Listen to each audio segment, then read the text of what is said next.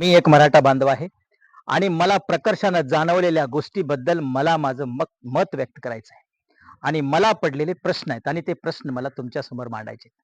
महाराष्ट्राच्या मातीमध्ये आज सध्याला मुंबईच्या आझाद मैदानावर सर्वात मोठा मराठ्यांचा जनसागर त्या ठिकाणी जमलेला आहे. प्रत्येक जण जरांगे पाटलाच्या विचाराची नाळ जुळून आज तिथं प्रत्येक जण आहे.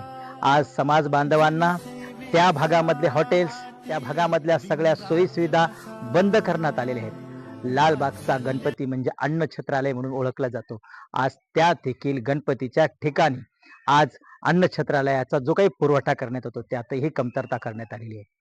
कुठेही कितीही नाकेबंदी केली, कितीही प्रयत्न केले तरी जनसागर, मराठा जनसागर हा रोखला जाणार नाही.